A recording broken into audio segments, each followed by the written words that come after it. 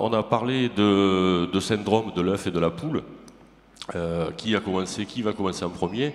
Et les constructeurs automobiles, que ce soit les majors constructeurs ou les petits constructeurs innovants, ont pris les devants. Les véhicules sont là, les usagers ont des attentes très importantes, on l'a entendu, on l'a répété plusieurs fois. Et effectivement, nous rentrons maintenant dans la phase d'apprentissage. Nous sommes sur une période qui va être très intéressante à la mesure où le cumul d'expériences va accélérer le processus. Et ça, c'est quelque chose qui est assez classique ou assez traditionnel dans le monde industriel. Quand arrivent les nouveaux produits, on ne sait pas exactement ce qui va se passer. On ne savait pas très bien ce qui allait se passer quand Apple a lancé son iPhone. C'était vrai, c'était un bel outil technologique. Et on voit aujourd'hui des dizaines de milliers d'applications logicielles qui sont portées par ce système.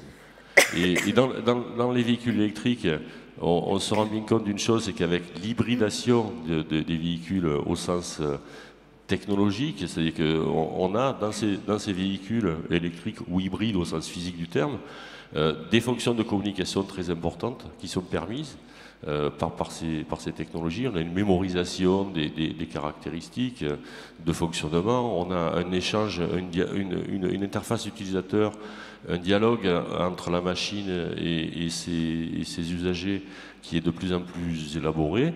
Et ce qu'on constate, c'est le cas chez Orange, c'est le cas chez les opérateurs de télécommunications, c'est le cas chez tous les opérateurs de mobilité, de nouvelles entreprises qui arrivent ou de nouveaux services qui arrivent sur ce secteur.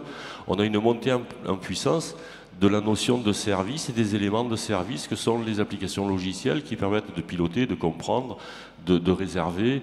Et ça, c'est tout à fait nouveau. Le monde de l'automobile, c'était un monde qui était assez propriétaire sur ces technologies. On avait jusqu'à présent les systèmes de navigation intégrés dans les véhicules, ils n'étaient pas compatibles entre eux, ils n'avaient pas les mêmes cartes, etc.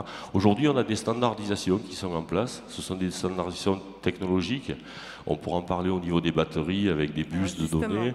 Ouais. C'est une évolution qui est très importante. Et ici, lors de l'Oyo Mobility Tour, on en a parlé plusieurs fois, mais c'est d'autant plus intéressant que nous sommes aujourd'hui aux rencontres Mobilis et on a une série de passerelles qui s'effectuent entre ces éléments technologiques logiciels, les éléments physiques des véhicules et puis les usagers qui interagissent de plus en plus. Nous sommes maintenant véritablement rentrés dans cette époque des véhicules 2.0 qui sont les véhicules de notre époque où nous participons autant au développement non pas des parties physiques mais des applications que les constructeurs ou les prestataires de services nous les proposent.